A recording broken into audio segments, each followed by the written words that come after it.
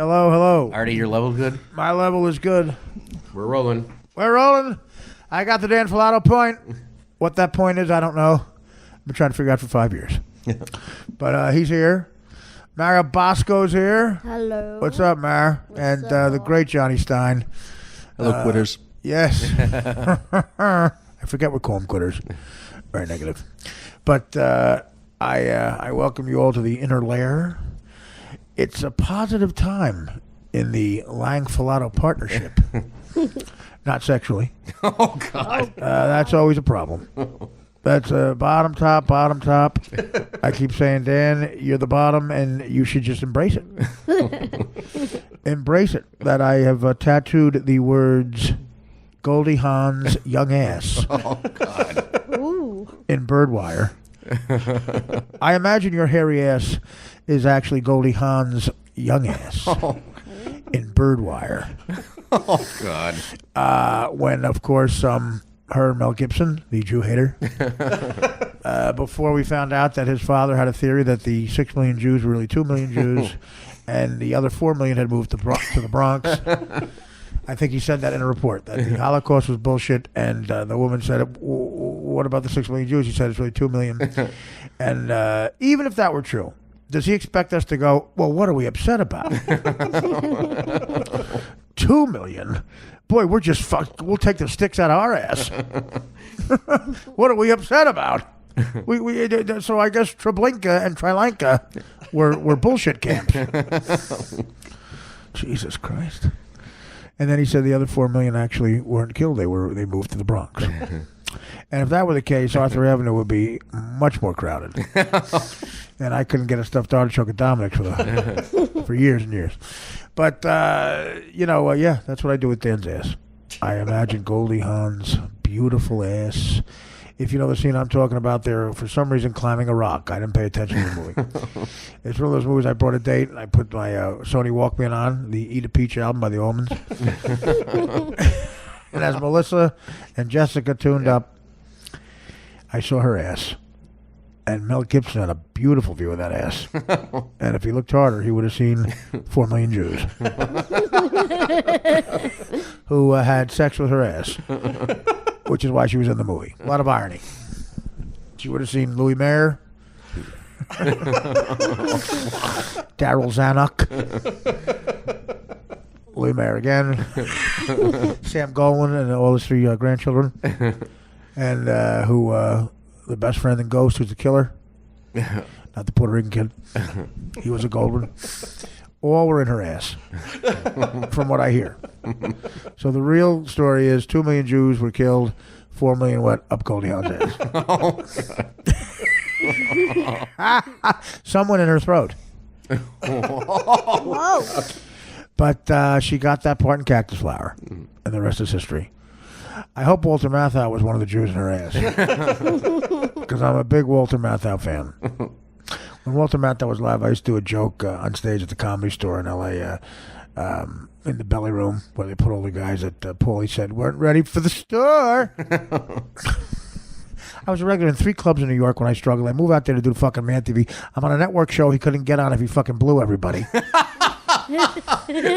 And I do a show at the belly room upstairs, not the main room. Not the main room. And I'm sitting there with that kid, Dean. Dean, I think he was there. We both had the same story about Paulie, but he's a Greek kid who's always on, or an Arab kid. He's always on the talk shows now. Dean something. You know what I'm talking about? The pundit? Yes. He was a comic. They bring him on, yeah. Yeah, he was a comic. He had the same story about Paulie Shore. I say this. I do a show at the belly room, and I killed, quite frankly. And one of the jokes I did was I said, the women here are all like, really wrinkled and they have fake tans. And but from a distance, because of the blonde hair and the fake tans, they look great. And then they get up close to you and they look like Walter Matthau. Okay, now here's what makes me a comic that's not a C level, a B level. Gets a laugh, then I go, the good thing about L.A., sometimes it is Walter Matthau. Yeah, that wasn't good enough for Paulie. I said, what if I put a bandana on my pants and go, hey, so? That make it brilliant, you fucking dicklick. I said to him afterwards, I said, so what's up? What's the deal? Did your mother see me? Like, no, she doesn't go upstairs, bro. He had the fucking like the hand. And I go, really? Yeah, bro. You're not ready for the store. Really? Can I get you something from the store? Like a fucking personality? Yo, I'm the waiter. Here's a video by Blind Lemon, yo. Jerk off. I gotta go to spring break, bro. I'm the weasel at spring break, bro. I'm the Wheeze. Yo, check out the fucking house in the hills my mother bought me, bruh. My father opened up for Elvis, bruh. I chilled on Elvis's knee, bruh. Okay. So I'm not ready for the store? Because I got to get to fucking rehearsal at the network show I'm on, you fucking prick. Yeah. Years later, of course, he was my friend on Stern when he wanted to come on Howard. And tell Howard I still got the Bumblebee jet, bro. When I was a listener of the show, he used to hang out with the kid from. The kid was the Bumblebee Tuna Air. His father owned Bumblebee Tuna. Yeah, he always had the jet. The tuna fish. Yeah, tuna fish. Did I not say fish after tuna? Was that not clear enough? I said Bumblebee Tuna. Yeah, the tuna fish. Right. He's always on that kid's jet, and Howard always had to want to ask him about pussy. And so Paulie would say to me, I saw him in Vegas, and I guess he wasn't on the show in a while because he wasn't ready for the show. I said, you're not ready for the show? You're not ready for Robin's News, brah? And people can't see this, but I'm going like this, doing the hand. It helps the impression. As you'll learn in acting class, Mario, you can be your physicality helps you. So he goes, tell Howard I'm still chilling with Bumblebee Tuna fish, bruh. And I'm so glad I got to say this to him. He goes, I'm playing Caroline soon. I should come in and plug it, bruh. I said, well, I'll be in L.A. in a couple of months.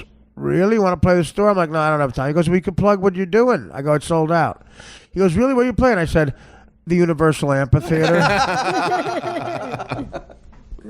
And I saw his eyes go, oh, whoa. Really? I said, yeah. Wow. Okay, let's hang. I said, no, I got to go to the store.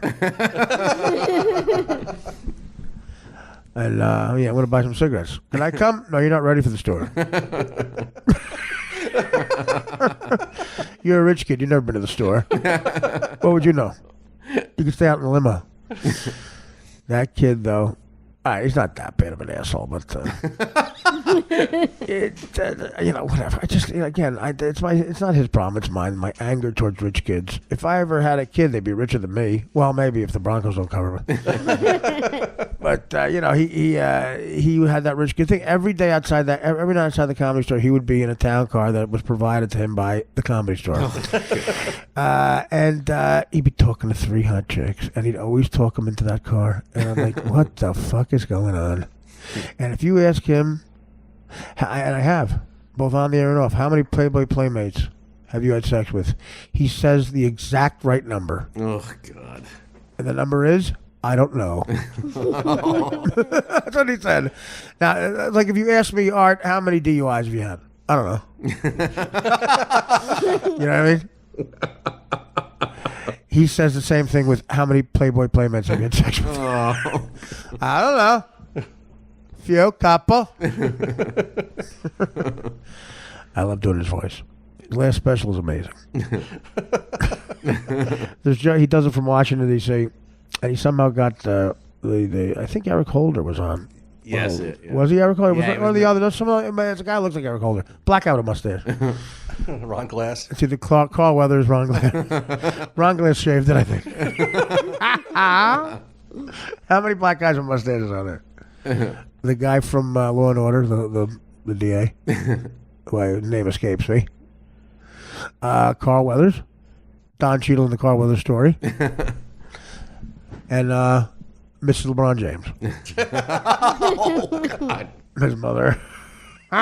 Give a mustache ride to Delonte West. the nights turned ugly. But here's the jokes. He does political stuff. Here's the jokes. Here's the best joke in Pauly Shore's special about politics. Yo, he closed with this. Yo, summer rhymes with Obama. Yeah. Am I the only one who noticed that? Yeah.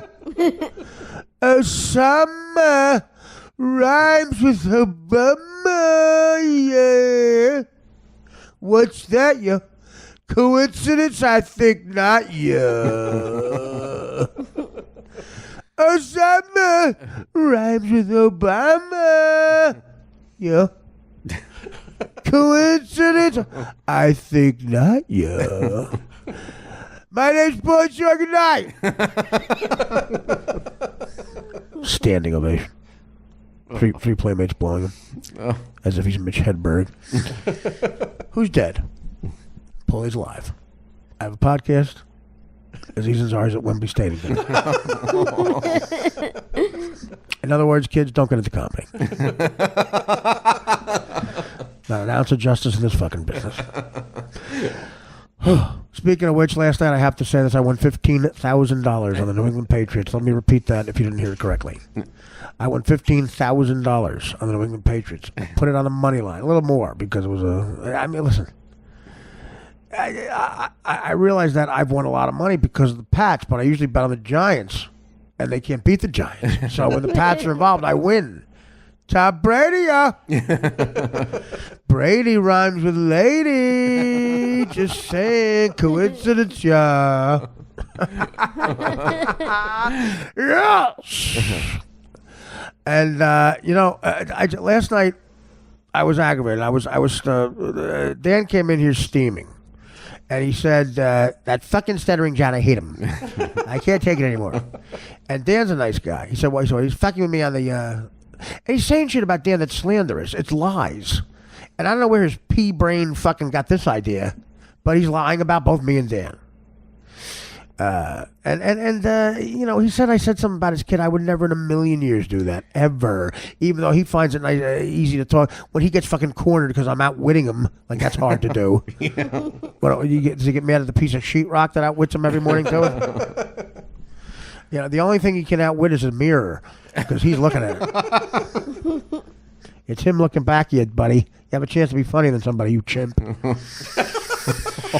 So, he says I said something about his. I would never. What I did was he has a transgender child, and I said, that he can't pronunciate transgender, and I said something like that. Did John say his child has a new transmission? And then I even said, and then Gorillo, who's retarded, thought I was making fun. You always got trans. I'm like, shut up, Gorillo. I said, shut up. We're not making fun of his daughter. That's not his daughter's probably better than me, all of us. And I meant it. And of course, I should have taken that out. I should have said just take it out because, a fucking stutter boy out there would probably, misinterpret it. And he did. He gets all fucking red. Oh, he was. He was making.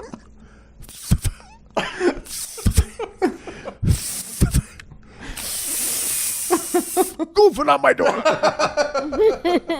It's my favorite impression. Goofing on my daughter. And I wasn't. I would never goof on your daughter. Jesus Christ. Did you get any of the Danish? So, Johnny knows what I'm talking about. So I said, whatever, John. I said, you're being ridiculous. I was just going to ignore it. But then he starts slandering me and Danny. And I'm like, what are you doing? And then I got into it with him. And I couldn't stop. I was having so much fun. He wants to box me. He wants to fight me. Oh. And I said, you can't fight cavities. And, of course, a lot of people on Twitter laughed. And, of course, it's a comedian's heroin. Actually, heroin is my heroin. Oh, I'm a rare example. Me and Lenny Bruce. And I said, I kept going. I was having so much fucking fun. I said, John, the day we box now, are you going to need a ride there or should I? Get him an Uber. Again, I was going to do the punchline. You're not needed. Matter of fact, you're not needed. You can go. We'll pay you. You can go home. Kidding. Stay right there. Stay right there. Don't pout. I love Mario. But he is staying right there for tonight. I don't know if you wanted to know that. Do you want people to know that publicly? You're staying here? I don't care. Right. I have no secrets. You do? You don't? I don't. Bullshit. That's not what your boyfriend says. I'm kidding, of course. You and Dan both are the most heterosexual two I know. Thank God there's someone more effeminate than me on the show. Who's that? Mario. No. It was you were a tie with Sue Costello. Too. Oh, shit. You and Chris Cotton. That's a manly guy. So, so I was goofing on John, and he kept asking for more. I'm like, John, I'll stop if you want me to. This is too easy. You're what's known in comedy as a beach ball coming in. I said that, I'm trying to think of some of the other stuff I said. It's just, again, it was too easy. It was too easy. I said, you got to put the lawyer joke in there. Which one? What about the lawyer? If he gets a lawyer. What is that? Oh, I'll buy the lawyer? Yeah. No, I said to him too. I said, "Are you worried? What are you offended by what I said? Are you worried you're going to get kicked into show business?" And I said, John, he said on his thing, on his video for Senate, he said, guys, I was a stutterer when I was growing up, and guess what I became? I became the announcer for the Tonight Show. So I said, I was a stutterer when I was growing up, and guess what I became? A grown-up stutterer. I became the announcer on the Tonight Show for 2 months. Then I became a writer for the show. And then I said, John, you suck at this. You're not saying anything. Write some funny jokes. Do you know any comedy writers? So I was having fun with that. And I stopped watching the game because I was getting killed. I had the money line, which means no spread or anything. It's just who wins. And you play odds. And they were getting killed. They were down by 25 points. I never saw the Patriots that, razzle. Because even with the Giants, it's always a close game. Giants came back, quite frankly. Now, John, who are you a fan of in football, Johnny's time? New York Football Jets. The Jets. We'll move on. No, hey, look, it's 69 they won. Great game. And that was what, how many years ago? 48. 48 years ago. I'm 49. Case in point. That's what made Namath cool. Namath is sitting on the fucking beach chair next to the fucking pool in Miami, reporters and broads running amok on his chest. And he's like, we're going to win. I guarantee it. We're going to win 17 and a hook. That was the point spread. They were getting 17 and a hook. And still everybody puts money on Johnny U. And the Colts, Johnny Unitas' Colts, Don Shula coached. They all look like militant Marines, man. Yes. Hitler fucking youth. The crew cuts, right? Bubba Smith with the mustache. That's right. There you go. He's another one. But they were like the team. They were like the Navy SEALs. And, Namath is just got all their wives in the fucking closet. Actually, no, their wives look like Don Shula. And he's like, we're going to win. And he goes out and wins. Like, that's the epitome, right? That's what cool is. That's what kids from this generation don't understand. Cool means you're not trying. You're looking like you're not trying. It doesn't mean you're like, hey, I'm in Northwestern. I'm working hard. I'm studying hard. Now I'm protesting. Like, yeah, I'm going to an Ivy League school. Yeah, I'm learning a lot. Now there's no job, so I'm putting on a ninja outfit and throwing rocks at Stanford. What were with the ninja outfits? What the fuck is going on? That didn't look like no sin from the 60s. Those kids throwing rocks did not look like they had a headset on with the song playing. Come on, people now. Smile on your brother. Everybody get together. Try to love Danny Glover. Mario Van People. Love Sally Struthers. Everybody get together. Try to love Tina Yethers. Near Peoples. Loves Dr. Joyce Brothers. Everybody get together. Try to love Tommy Smothers. Could do that forever. So I come back outside here after about 4 hours of goofing on John. I actually had carpal tunnel syndrome from goofing on John. And I think he still wants to fight both me and Dan or something. And, you know, there were a lot of rumors about what John's divorce was about. I won't say what it was about, but I made the same joke about John last night that I made about Ray Rice and his wedding. I said, you're going to have a best man and is your wife going to have a cup man?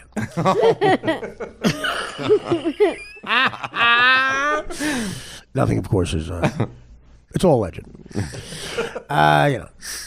So I come out here, and the mute is on. The TV, which means on this TV you can't see the fucking score because it's all like, you know, hey, you want to watch this, that? No, I just want to see the score of the game.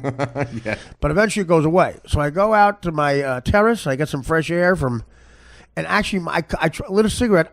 From goofing on John, my hands were numb. The cigarette almost went out of my fingers from goofing on Stuttering John. I got the feeling back. I light a Marlboro Red 100, so maybe some of the hot chicks across the way can see me. And I see the score, and it says 28-28. And I said, holy living Christ. I was already trying to figure out how I was going to piece together $15K. And I said, I might be getting it now. So I was like, oh, my God, this is great. I see that. I'm trying to be very calm. And then Danny Filato walks in. And he's like, we're tied.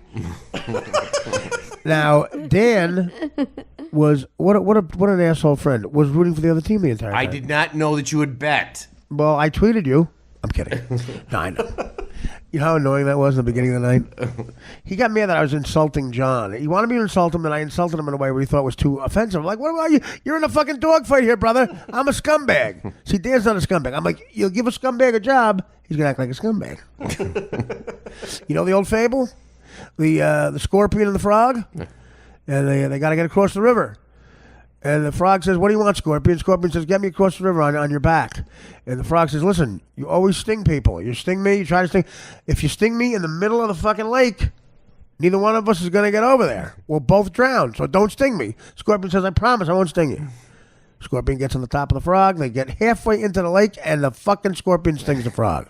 As they're going down and drowning, the frog says, what the fuck are you doing? You promised me we're both going to die now. Why did you sting me? And the scorpion says, because that's what I do. I'm a scorpion. I sting people. No matter what I say, I sting people. So, Dan, no matter what you tell me to do, I'm a scumbag. Understand I'm a scorpion? I understand. And John was the frog? Yes. And as I'm stinging him, you can't say, don't sting him. And I say, I can't not sting him. I'm a scumbag scorpion. Scorpion the scumbag. Scumbag the scorpion. Dan started to cry and went out of the apartment. He comes back, and but on top of that, he annoys me with that. On top of that, he's rooting for the team I have $15,000 against. Openly. I did not know. I know, you said it, Dick Lick. My bad. He cries over to City Bistro. I get him back here, and then he helps me root for it. But he still wasn't that into it because he hates Donald Trump. He's like, I want the Elizabeth Warren team. I want the Elizabeth Warren team. No. The Patriots like fucking Trump. I hate Trump. I hate Trump. I don't like men. Whoa. I mean, I like him that way. You really hate Trump? He hates Trump. But, what really hate Trump? Like he's the only one in the world? There's 60 million people. Bensonhurst McGee over here. So, and I'm rooting, and what I don't like Trump, I don't like Clinton. You know, I like 15 grand. Came back, and the magic of Tom Brady. Let me tell you something. I'm a Yankee fan, so I see this with Derek Jeter. I saw it. Derek Jeter and Tom Brady were born around the same time in the same area of Michigan. And I got to tell you, God must have jerked off all over that fucking... around the mid-'70s, God must have splooged his cum. God's fucking beautiful cum. All over that part of Michigan. And it fucking got all over Tom. And all over Derek Jeter. Imagine a mulatto. All over it. He said, take my splooge.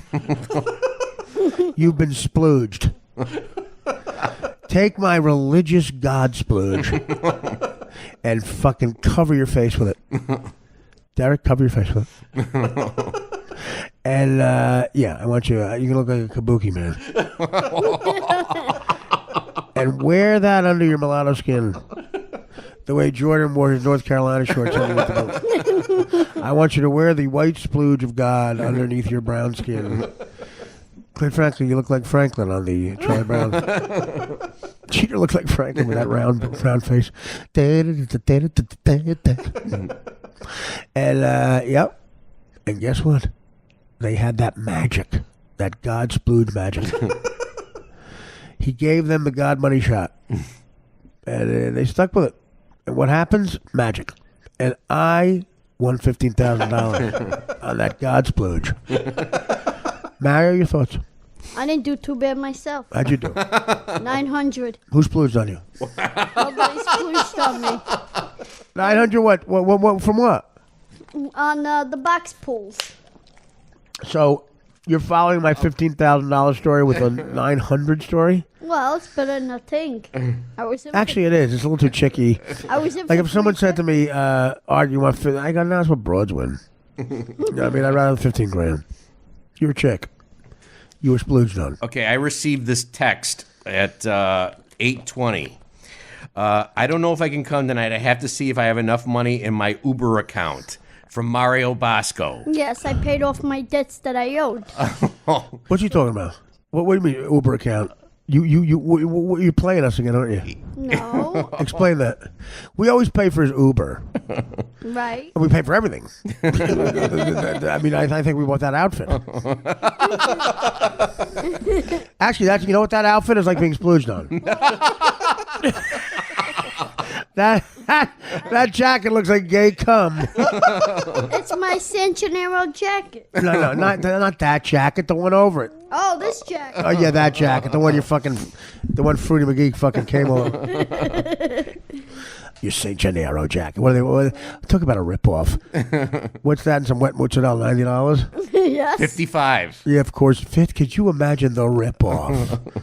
The mafia just laughing at us. Yo, double nickel for the jacket, bro. Double nickel for the jacket. What do you mean? Did we change the oil? Why don't you get the fuck out of my face? Yeah, the oil's changed. How about a $90 vapor with oil from 1978? Last time we changed this oil, Thermal went to the double. Yeah, that's right. Munson doubled, and they said change the oil. And knit a jacket that could fit a 4'2" kid from Benjamin. And then cover it with the faggiest fucking pea coat I ever seen in my life. What could I say? That looks like a guy peed on me coat.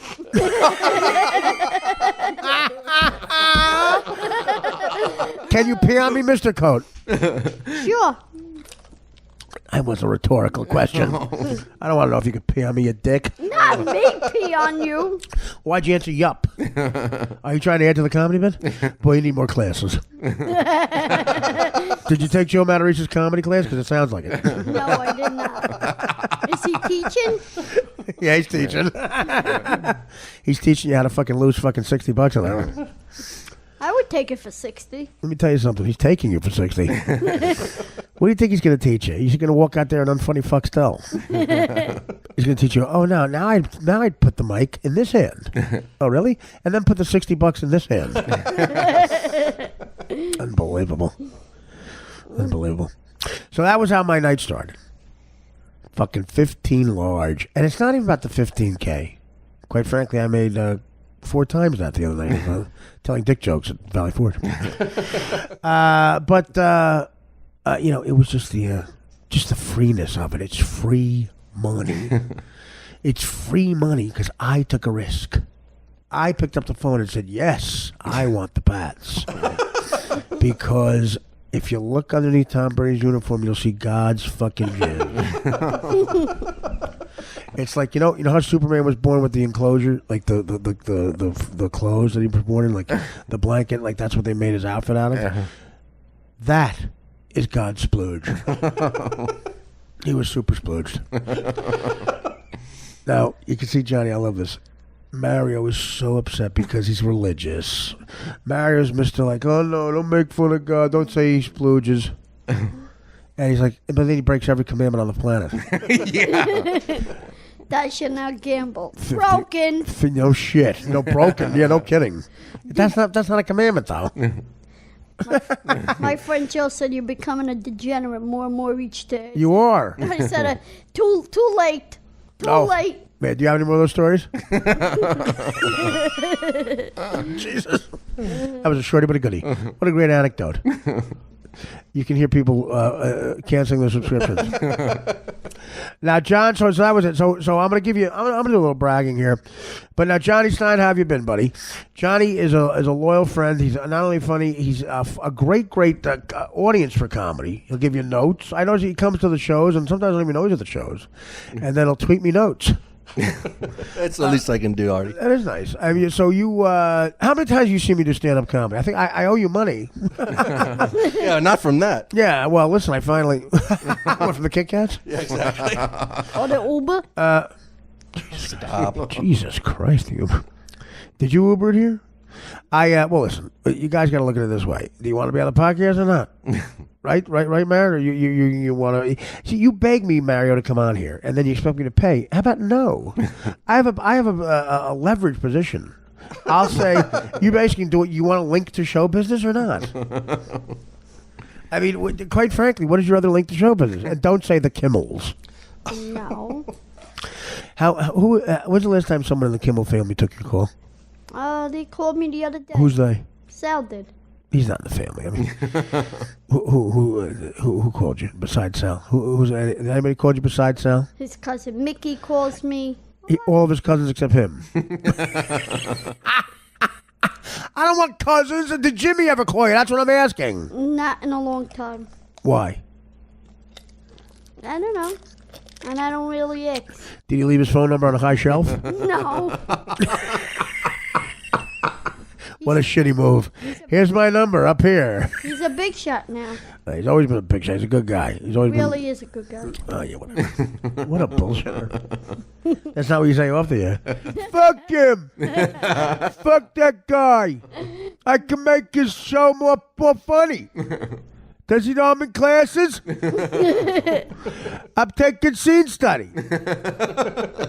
What are you taking? What are you taking? Scene study 1. Yeah. Now, what scenes have you done? None yet. Tomorrow's first day. Can you make a scene Can I make a scene? at the airport? At the airport. What scene? What scene are you doing?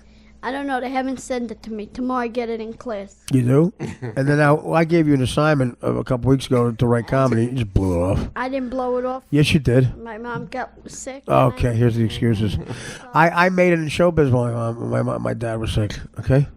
You're right. I Whatever. apologize. That's what he says every time. John, let me tell you what I told him to do. I said, I won't write jokes for you. What I'll do is, though, I will I'll give you a tip, and I'll help you with this on the air. I said, a guy like Johnny Stein, this would be perfect, because this is what he would do. This is what you do if you're a comedy writer and you're trying to write jokes based on public current events. You go to the New York Post or something, one of our great papers, and you just look in the paper for stories that could become a joke. Like the Post is filled with them. Like I do that one joke about the guy who this was a true story in the Daily News. A guy indicted for fucking 4 of his pets. Three dogs, and he said he fucked a parrot. That was in the indictment. All right, so I said to Mario, I made a joke about that. Think about that. What would a joke be based on? Now, that's an easy one. Sometimes a story almost writes the joke itself, but what would the premise be for that joke? And you kind of got it. What'd you say? What was it again? I can't believe it. You know what? I don't want to talk to you anymore. I really don't. You're just an asshole. What was what again? What are you talking about? What was what again? I'm What? talking about the newspaper circling different stories that... What did I just say? The story, the pat, right? Well, what is it? Tell me what the joke is. Why are you yelling at people upstairs? Because you're an asshole. I know that. I can't even do it, John. It's hard. It is. So I'm ignoring him. So I gave him that assignment, and I said, bring it in. Circle at least 10 stories. The easiest thing in the world to do. It's like a second grade paper mache fucking assignment. And what's it been, about a month? And nothing. Oh, it's been longer. Yeah, right? And now, John, when you write, do you do that when you write? Do you do current events, or how do you write? Yeah, you always got to be aware of current events or anything that might come up. Right. Well, you don't do stand up that often anymore, right? Do you do it as often as possible, or I go up once in a while, but I'm more of a comedy writer these days. now? Okay, let me bring that up too because you sent me the magazine that you wrote for. You wrote a very funny article, kind of like a fictional sort of scenario, and explain what it was. Because I read it's short, but it's very funny, and it's part of this newer magazine. Called American Bystander. American Bystander that the Onion, a lot of Onion writers are involved with. Now, the Onion is something I've been a fan of for a long, long time. And it's out of Madison, Wisconsin, which is liberal fucking land. But again, I don't care. Funny is funny. And you said a lot of Onion writers are writing for this, right? Onion writers, Letterman writers, Simpsons writers. And was this the first thing you got in there? Yeah. Okay, now explain the premise. Okay, so the movie Love and Mercy is a biopic about Brian Wilson, and Paul Dano plays Brian Wilson in 1966. Looks exactly like right. Brian Okay, now listen, for you younger people, and I hate that I have to do this. You gonna sing again? Well, no. Brian Wilson was a Beach Boy. I don't know how long I have to. I don't know how many people don't know what. Do I have to explain what a Beach Boy is? Do I have to explain what a beach and a boy is? Fucking retards. All right, the Beach Boys, are like, wouldn't it be nice? They made an album called Pet Sounds that Brian Wilson was creatively responsible for, mostly. And it's known as one of the best albums ever. Rolling Stone has it always number 2, sometimes number 1 album ever. And Brian Wilson became a crazy person, drug man. He emptied when he got all the money from his riches. He emptied out, and he went on a bad acid trip. Is the story, and he was in bed for 4 years. It's truly a lot of that was going on back then. Sid Barrett, the great founder of Pink Floyd, was there for one Floyd album. Was at a party in Germany, took bad acid, and never left his house again. Moved back in with his mother. And Pink Floyd happened. They fucking hired David Gilmour to replace him, and he never left the house and just died last year. 3 guitarists, 3 count them in the original Fleetwood Mac. The original Fleetwood Mac, their 16th album was Rumors. That's how long they've been around. Wow. Yeah, Peter Green, one of the best guitarists ever for the blues, according to Clapton, took bad acid. I think at a party in Germany, and never left the house again because it fucked up his head. So Brian Wilson, they think, had a little bit of that. He ended up leaving the house, but he was really fucked up for a while. Took an entire ballroom area of his new home outside of Manhattan Beach in L.A. and covered it in sand. But instead of carpeting, put sand in it. Nothing else except a piano in the middle of the sand. And he wrote Pet Sounds. So that's who Brian Wilson is. Now, he's involved in this biopic where what happens? Like you imagine a phone conversation, right? Right. It's John Cusack plays Brian Wilson in 1988 and looks just like John Cusack. Wow. Yeah. So Dano does it, and then Cusack does it. Right, and it goes back and forth between the years. So it's like Brian Wilson, John. So Cusack. So your idea, hilarious idea, is Cusack talking on the phone, and he's pitching this movie where Brian Wilson is playing John Cusack now in the future. These 2 imbeciles talking to each other. So how funny is that? Like that in and of itself is a great idea. Now it's one thing when you're a writer to come up with an idea like that. This happens a lot in pitch meetings at shows. You come up with the idea, then now what? Like you got to write it. That happens a lot with movie parodies, which we had at Mad TV. Like I, as a joke, pitched to Tori Spelling Bee because she was going to be in there. Like, now what? And the only other beats I had was she has to spell the word nepotism. And looks right at the camera, use it in a sentence by saying, I like nepotism. But that's not a whole sketch. So you then take that great idea and you wrote, I tell you, I read it like 3 times. Very funny. It's very hard, especially if you're a comic like myself for 50 fucking years doing shit job after shit job. You get jaded. To laugh out loud at something is something else. And I called you and I said I did. It's very funny. You have the phone call, and it's in the magazine. It's great. You were published. Yeah, it's really exciting stuff to be with these great writers and to have people like yourself respond to it. It's amazing. Yeah, it's well done. Now, what is the next move? Are you going to get another article there? Yeah, we got issue 4. They're just about going to to publish that soon, and then issue 5, and I got stuff coming out in both of them. So issue 5 is after issue 4. Now wait a minute. Now listen. That's the way the world is right now with technology. It's sporadic. Like no one seems to be a staff. Or do they hire actual staff writers, or does everybody do freelance? For that. Yeah, this is pretty much freelance. I mean, but I got an email from my buddy who wrote for Letterman forever, and he was What's his name? His name's Steve Young. Okay, great. Right? So he's working, I think, on the Harry show now with a lot of the Letterman staff, and he's like, dude, The Who show? Harry Connick daytime show. Ooh. Yeah. Well, listen, you got to make money. Yeah. You got to make money. No, I respect the kid because you got to make money. You're writing jokes for Harry Connick. You're paying your dues. I've tried watching that show once. Holy living Christ. The funniest thing someone's ever said is Harry Connick when he said, "We'll see you next time." But, okay, so he's paying his dues. He's making benefits. Yeah, and he was like, dude, we got half the ex-Letterman writers on this show. They're all fighting to get into American Bystanders, and they can't do it, and you're already... Because it's the new hot thing, yeah, right? Exactly. Yeah. So, well, I that type of thing, like writing for The Onion years ago, can lead to other shit, so I congratulate you, man. I mean, because people in the industry read it, right? And the illustrations are great. So congrats. What's your next premise? Have John Cusack talk to Wilson Phillips. I love it. John Cusack played Brian Wilson. it makes no sense. Yeah, it's weird to watch it. And It's jarring. Yeah, and it's almost like Dano tried to Perfect. act it. Yeah, and then, well, no, Dano's not the greatest actor, though. Don't you think? He just looked like him. Yeah. Right. Well, I always said it's always about the premise. Do you think it's always about the material? Marlon Brando could not have been a better skipper in Gilligan's Island than Alan Hale. How's he going to be a better guy? Listen, little buddy. He would have been worse. Little buddy, send Ginger in. Send Ginger in. And tell Ginger to bring in some ice cream and cheese. I got a diabetic fish.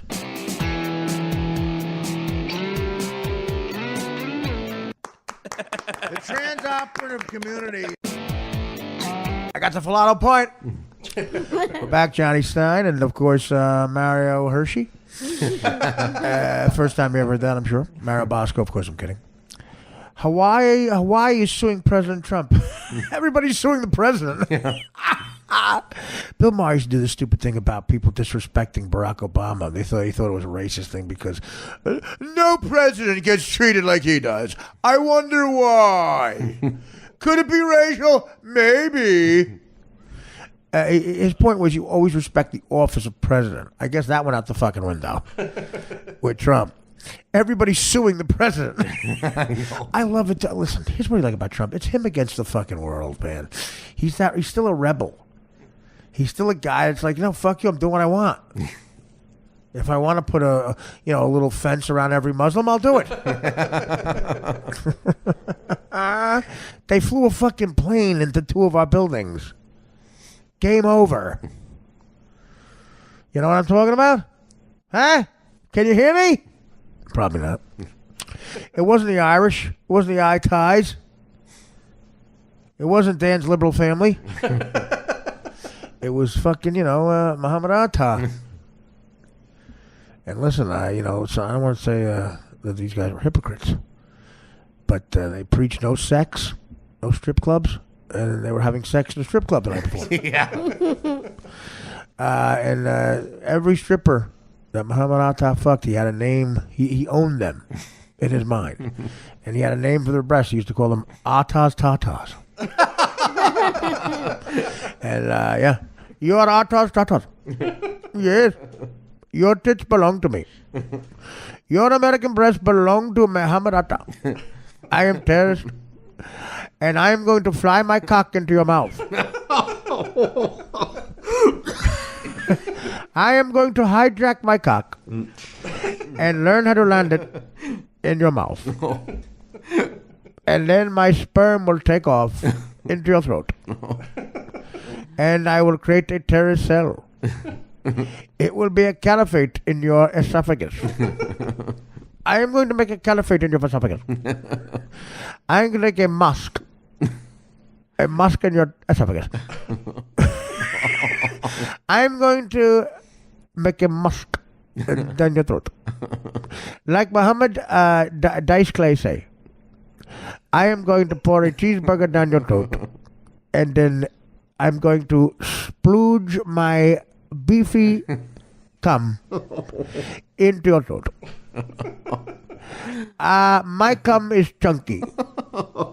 You could feed Biafra with one of my loads. You could. I'm doing my favorite dice routine. You could feed Biafra with one of my loads.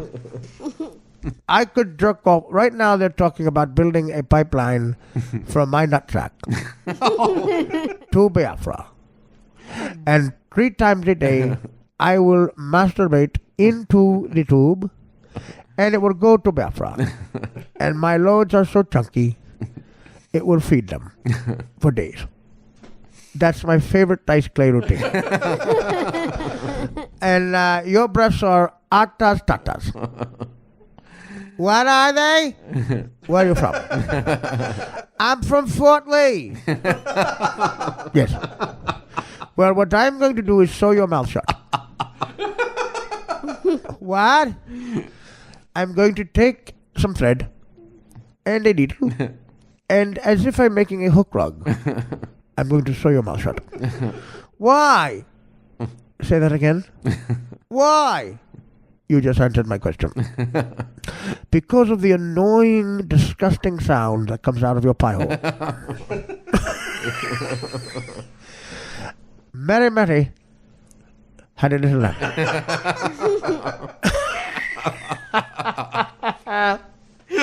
And the lamb, he gets all the fairy tales mixed up. Mary, Mary had a little lamb. And the lamb said, "What's in the bowl, bitch?"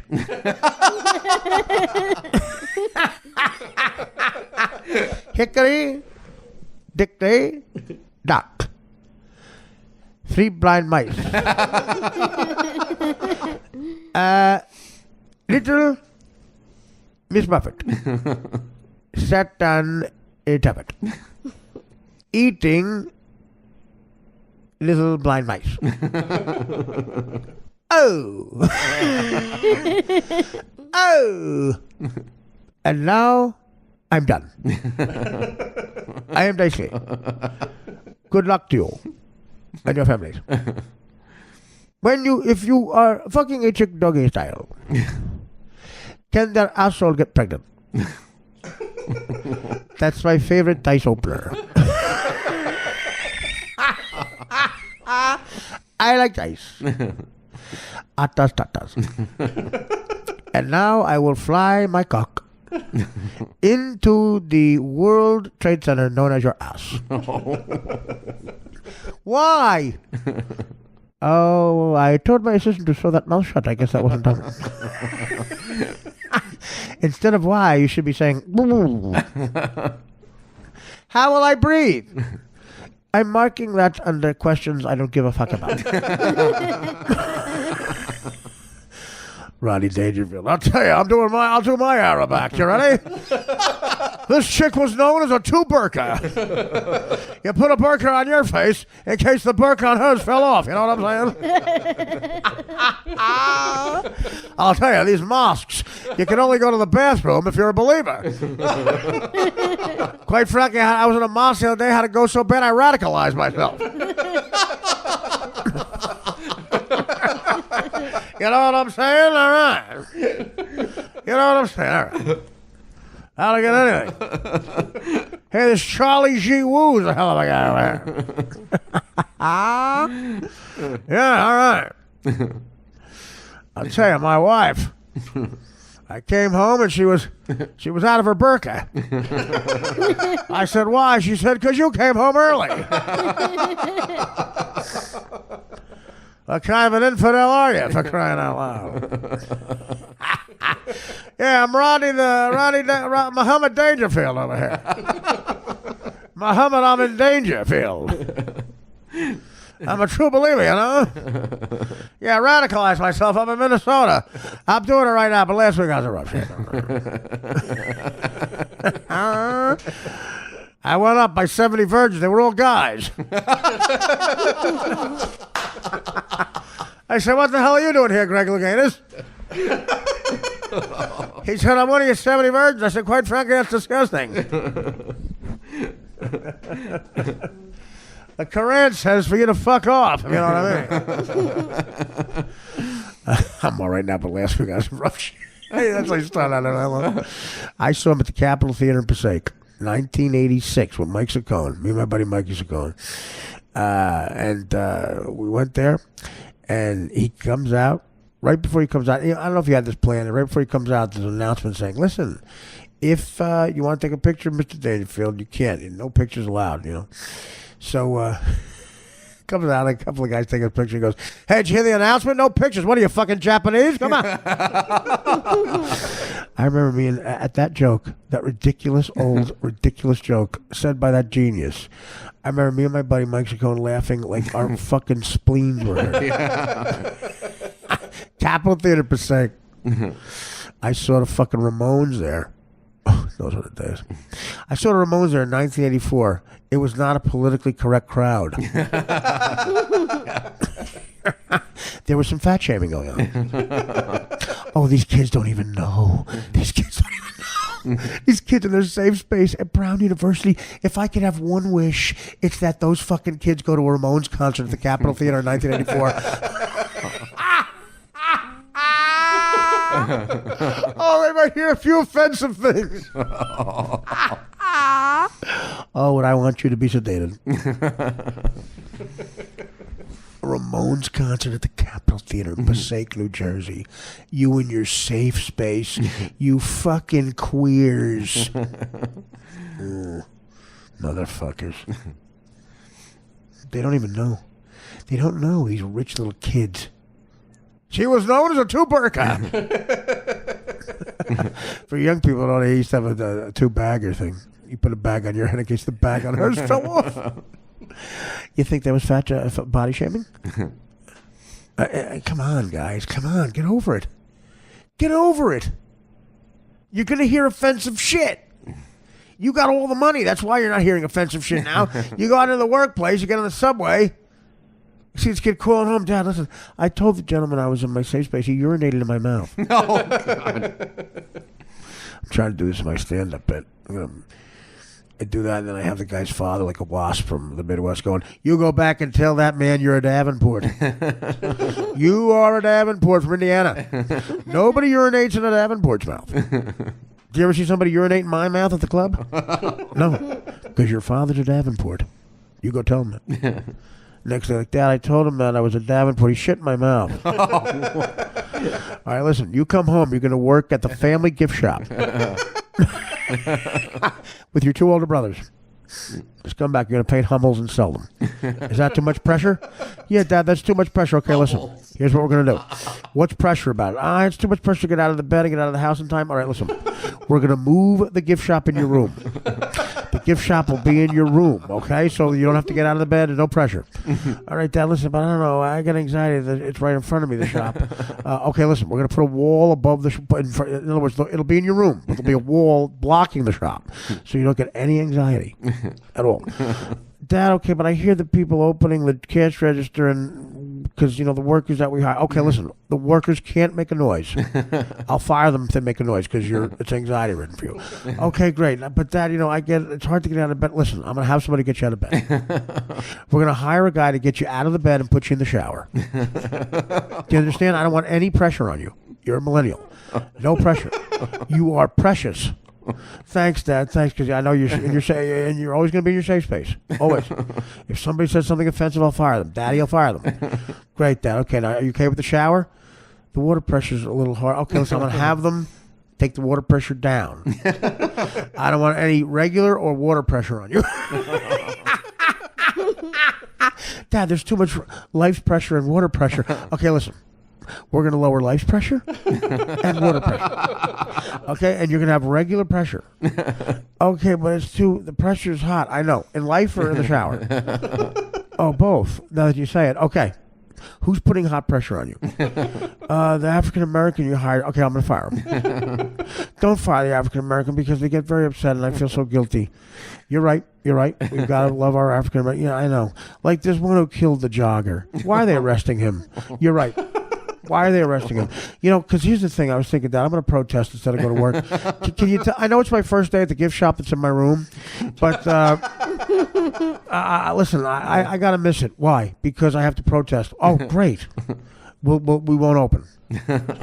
Yeah, because I'm going to feel anxiety if it's open and I'm not there. I'll tell you what, we won't open the gift shop while you're not there because you won't have anxiety about it. Okay, but I don't want the African Americans to be out of work. I'll pay them anyway. Double for not going to work. Okay, good. What are you protesting? Well, the African American who killed the jogger? Yeah. I feel that it was the jogger's fault. Yeah, absolutely. Why? Because she was a white girl jogging next to him, and that's not right. You're right. It was her fault. We're going to protest against the family grieving. Yeah. Yeah, I'm going to say, like, how dare you blame an African American for killing your... That's right. It was her fault. Let's protest it. Okay, make up some banners. And yeah, quite frankly, we were so mean to African Americans. Remember 400,000 years ago? Yeah, we were mean to them. Yeah, so this guy probably got mad, and we're lucky it was nice of him only to kill one girl. You're right. That's right. It was nice of him only to kill one white girl after all the pressure we put on them. Tell Elizabeth Warren to write that up as a law. That if a black man only kills one girl, he can't be arrested. Because he could have killed more. Why? Because 400,000 million years ago, someone we never even met whipped his fucking father. Father. He never even knew the guy. He wasn't related to him at all. So because of that, we should be guilty. That you know what? So get a chant going. What kind of a racist world? He only killed one girl. What kind of a racist world? He only killed one girl. That's perfect. It's a little wordy. We're going to get him released. Because he only killed one girl. He could have killed a lot of girls. That's right. Al Sharpton's coming. Listen, I got a message for the prosecution.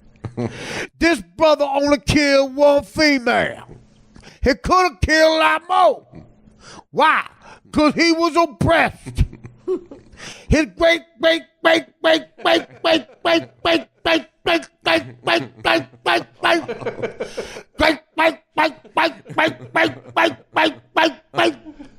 grandpa was oppressed in the year 2. He was oppressed. And I will get you angry, wouldn't it, motherfucker? Hey, Rudy Giuliani, will you get married? If Rudy, if your great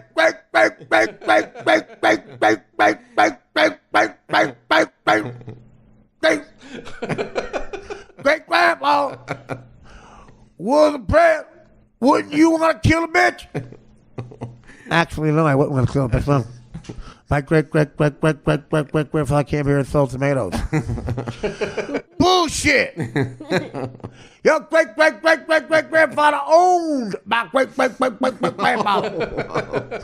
No, he did. He was Italian. He sold tomatoes. Sorry, wrong guy. Wait a minute. Trump, motherfucker. Your great-great-great-great-great-great-grandfather owned my great-great-great-great-great-grandfather. What do you got to say about that, Trump? You're right. Fuck off. Oh, okay. Fuck. What does that mean? You're supposed to apologize to me. No, I'm not going to apologize. Go fuck yourself. What? Well, you're not supposed to react like that. He apologized. Yeah, that's why he's a fat loser. What? Well, you're supposed to apologize. I'm Al Sharpton. Ain't you scared that I'm Al Sharpton? No, get the fuck away from me. What? But your great. Well, listen. Don't you feel sorry for this boy? Don't you think he's a nice kid? He only killed one white girl when he was oppressed. No, I'm actually going to burn him alive. What? Yeah, I'm going to burn him alive in front of your house. What's your address? What? Well, you're not reacting like a typical white politician. De Blasio's apologizing. Tell De Blasio after you apologize, he can have a piece of pizza with a fork and shove it up his ass. What? Man, you ain't acting like a politician. Why don't you apologize to me? Why? I don't know. You look like a Pez dispenser. Al, you don't look weird. You look weird skinny, Al. How dare you say that? That's racist. Are you a racist? Maybe. Fuck off. What? Did you hear about great? Well, anyway, we got this kid, Davenport. He's going to come in. Yeah, my dad too much. I'm protesting. I was a millennial because I went to Stanford, and then I went to Northwestern, and then I had a master's degree from Harvard, and my father dropped $480 million on my education, and now I'm working at a gift shop in my room. I'm sorry, Mr. Sharpton. You better be sorry, pussy. You should be sorry, Mr. Trump. That's right. Are you sorry yet? Don't you see the protest I go? We got this Davenport kid outside your house. Actually, watch the news, Al, because I just did an executive order to kill you. What? This executive order I just signed makes it okay to kill Al Sharpton. Holy shit! Yeah, you can. It for the next 24 hours. It's kind of like a little purge. It's legal to kill Al Sharpton. It's called the Sharpton purge. What? What about my show on MSNBC? Yeah, they can kill you as well. What the fuck? Oh, wait, Al, here comes some people who want to kill you. It's legal. Holy shit. Gas up the copter. Gas up the plane I bought after that Tawana Broly bullshit. The money I made on Tawana Broly, yeah, gas it up. In the words of Tawana Broly, nobody manipulates me. Let's rub some excrement on me. Hey, Davenport, get the fuck out of my helicopter. But, Mr. Sharpton, we're protesting. Get out of my copter, faggot. That's a bad word. I'm in my safe space. Get the fuck out. The call is over. The crazy orange man did an executive order to kill my ass. Crazy orange boy just said kill Al Sharpton. Go back to your faggot father, Davenport. Go stick a Hummel up your ass. This is bullshit. Trump is supposed to be scared of my ass. What about the kid? What about the kid who only killed one girl? He killed a girl. Fuck him. Let him fry. You think I really believe this bullshit? Crazy motherfucker killed a broad. He's gonna be. We ain't getting him out of jail. He's gonna rot in jail. And I'm gonna be in there with him. Quite frankly, let's get the fuck out of here. I gotta gain some weight. Hey, Trump, are you serious about my look? Yeah, from the side, you look like a Pez dispenser. Holy shit! You look like a lying Pez dispenser. And when you get a piece of candy, a lie comes out. Instead of candy, a lie comes out. Hey, look, here's a lying Pez dispenser. Let's open it up. Tawana Broly! Yeah. Was raped. Holy shit. Yeah, there's good and bad in everybody. That's when Trump is a hero with shit like that. He's point. And then, of course, there's times when he's not a hero. Everybody's complicated is my point. And that was a little play showing where Trump is good in that particular scenario. And in that particular scenario, Al Sharpton's bad. Actually, in every scenario. Hey, Trump! Hey, is you sign an executive order where it's legal to kill my ass? That's right. Anybody. We'll sell anybody a gun if they say they want to kill you. There's no 3-week waiting period? No, if you say you can be a serial killer. You can be a convicted serial killer. If you say you want to kill Al Sharpton, you can get an Uzi. Holy living shit! Can I clean out my locker at MSNBC? No, we set that on fire. Holy shit! This is serious. Can I get Herman Cain on? Where's Herman Cain? Yo, what is Herman Cain? Quite frankly, I hate your ass. I opened a pizzeria in Cheyenne. You only selling white pizza. Why's that? Because there's no such thing as black pizza. You dumb fuck. Holy shit, it's legal to kill my ass. I'm going to fly to Bahrain. Where you don't need a Bahrain. I heard you don't need a Bahrain in Bahrain. I heard it's Bahrainian men. Hallelujah. It's Bahrainian bullshit. It's not diversified enough up here. Bullshit by. Oh, what? I used all the watchwords. I said diversified. Racism. African American. White person killed by. Fuck it. How about some reparations before I go? Where's my 40 acres on the mule? I gotta get the fuck out of here. 40 acres. Hey, is this a Spike Lee joint? Can I get Carmelo Anthony to come with me? He sucks anyway. Can I Uber it to fucking Canada? The Crazy Orange Man just signed an executive order. You hear that, Canadians? What do you mean that means black people? Well, Italians in Staten Island call you Canadians. Get the fuck out of here. After Mooley? When they watched Eddie Murphy Raw, Italians found out you know about Mooley. Yeah? So they changed it. They say Canadian. What do you mean? When black people are around, white people say Canadians are here. And they mean black? Yeah. Holy living Christ. Tell de Blasio he says it all the time. And he's married to, yeah, that's right. He always told me he married a Canadian. This is bullshit.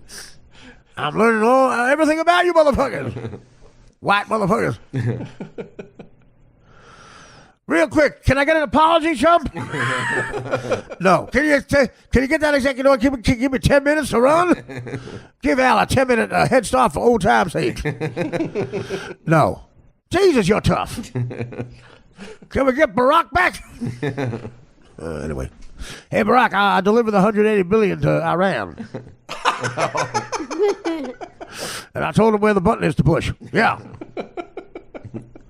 So great. So anyway, what I was saying was, actually my throat is parched. Let me take a break.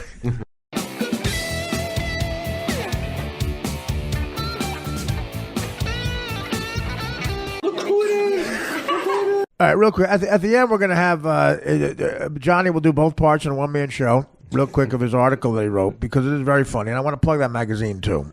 Well, what I wanted to ask was, do you have a second premise for another article you're going to write for them? Or you just, you're definitely going to write another one for them, I hope. Yeah, I've got lots of things in the pipeline. I'm still working on some stuff. Yeah, good. I mean, listen. But with Trump, it's like it just writes itself. So. Yeah, it's true. As a comic, I say all the time, I'm like, what comedian is voting against him? I mean, you want to work or not? That is a beach ball coming in, like I said. He's a stuttering John of politicians. Little mission in Yemen. Right, Yemen. Right there. Just say Yemen. You'll get laughs. Yemeni in the house. I go on stage with my classic, because he causes a lot of traffic, Make America Late Again. Exactly. And sometimes some smug, fucking uptight people don't laugh, but then I get some of the wonderful blue-collar guys who work on the LA with an orange vest, and they laugh their ass off. So anyway, this crashing shit has been very good for my career. I'm going to get one more shot. I think my old man's going to give me another shot to maybe make a little money here. He's looking down on me, or up. And it's very exciting. I'm basically a regular on an HBO show that Apatow is producing, and it fell into my lap like everything else does. I got lucky here. I won the comedy lottery with this fucking thing. And I'm in all the press. Getting interviewed by Vanity Fair tomorrow, and I'm doing a town hall at Sirius. This came down the pike with the great Ron Bennington of Ron and Fez. Fez, I believe, left the show. Rumor is he went crazy. Last time I saw Fez, he was making out with an ATM machine. Which I almost did after 9 years on radio. And nothing was in it. And I am getting a town hall in what they call the Fishbowl at Sirius, which the Who was in there once. I walked out of Howard, and there's like this big glass enclosure right in the middle of Sirius, but it's 5 feet outside Howard's studio. And they have special interviews there. When a big celebrity wants to get interviewed, that's where they go. Well, guess who's getting interviewed there? Okay, February 14th, for your lovers' Valentine's Day. At 11:30 a.m., 11:30 a.m., which is right after the Stern Show ends, coincidentally. Judd Apatow, Pete Holmes, and myself are getting interviewed by Ron Bennington in a town hall with a big audience. I did this before for my book, and it's amazing. They make you feel like a celebrity, and Ron kisses your ass for about an hour. It's live on the radio. Now, Howard usually takes off the mid-month in February for the winter vacation. His kids usually have winter, so he takes off for that. And I remember we were always off for Valentine's Day because sometimes he would throw a big party. Very generous, always great with the parties.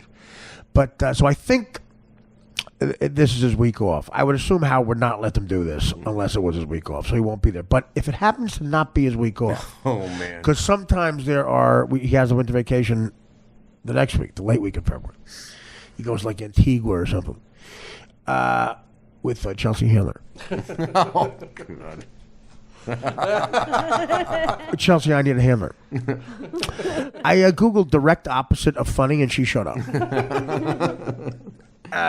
And also rancid pussy. She shows up. Oh. So I'm kidding. Rancid pussy? Did you see that out? So I said, if this is not a week he has off, Judd, I know HBO is going to pitch us to do the Howard Stern show because Judd always does it for stuff, right? It's an HBO show. HBO and Howard, they work together. The publicists, they probably say, look, a publicist doesn't know the history of the show. Would probably go, hey, Art, you were on the Howard. That's so true. You know? This has happened to me before. It's a perfect fit. And we're HBO. Judd's a big star. Of course, Howard would want that, right? We're going to pitch you guys. Okay. Hey, listen, guys. Judd and Peter booked on the Howard Stern show. But it's a weird... Art, you were on the show, right? Yeah. When I said to Gary, Artie Lang is on it too, and he said, who? Does he remember who you are? There must be a typo. It says you worked there for 8.5 years. Was Gary the producer? Yeah. For 8.5 years? Yeah. He says he doesn't know who you are. He also says Judd and Peter are not allowed to mention your name. Is that true? I don't know. It's weird. You were definitely working there, right? Were you on the air? Yeah. Now, would you work in the back so they don't remember you? No, I work 2 feet from Howard. Well, you're like a writer, a background guy? No, my mic was on all the time. I was a third host of the show. My mic was on more than Robin's. Really? Was it the Z Morning Zoo? You show? No, it's Howard Stern show. Really? Well, he says you don't exist. All right, well, I don't exist. So, well, do you mind if Judd and Pete do the show anyway? Sure, no problem. Now, Judd feels it's awkward not to mention your name since you're the second lead of the show, Crashing. Well, we'll dance around that. Okay.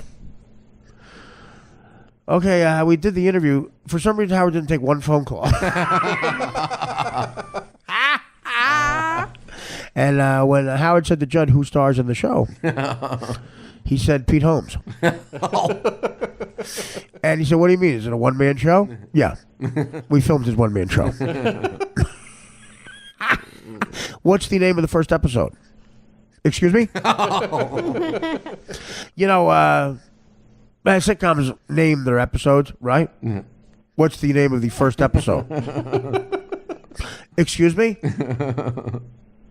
Well, we made up a name.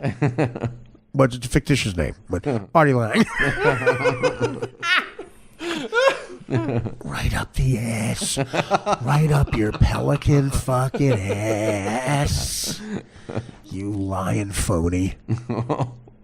But you're acting like the idiot, Howard, because why would you care about this? Who cares? You're a billionaire. Go to Palm Beach and get laid. You got the hottest wife on the planet. She's a doll. Go to Palm Beach in your $50 million mansion and fucking never see anybody again. Citizen Kane. But no, you have to be the attention guy, right? You got to be the center of attention. That's why Ralph dresses you like Nick Cannon. You had a 3-piece tweed suit on with a hat. You look like a bookie from the movie The Sting. You look at the guy calling the races in the back. The one in Belmont coming in and high-handed coming in for 325. All he's got to do is read. How do you want to work this? Flat rate or percentage? Who's the mark? Howard Stern. Flat rate. You're past posting, aren't you, Howard? How? We're going to come in here and we're not going to take Artie Lang, you fella. You're dressed in a tweed three-piece suit like a little fucking guy who hosts the show. Nick Cannon. Nick Cannon is not as funny as Diane Cannon. Nick Cannon is not as funny as the detective show Cannon. Cannon. He's not as funny as William Conrad. I love the end of that show, Cannon. He was fucking 400 pounds. You know? He'd always catch a guy and karate chop him. He'd catch like a young black kid. It was here, take this, Tyrone. But you found out murder was a two-way street. Yeah. So that's the one option. The other option is I don't do the town hall. Don't let me come so it's not awkward. Because what's going to happen is after they pretend I don't exist, they're going to walk out and I'm going to exist in a town hall for about 400 people. While Howard and Ronnie and another bodyguard that's 4'2". Somehow Ronnie found a bodyguard shorter than him. It looks like when Howard's walking with those two short bodyguards, he's in back of them. When one's in back of him and it looks like a mother duck lost her fucking little. A mother duck lost two of the little ducklings, and one of them got behind him. It looks like that Bugs Bunny where the duck is,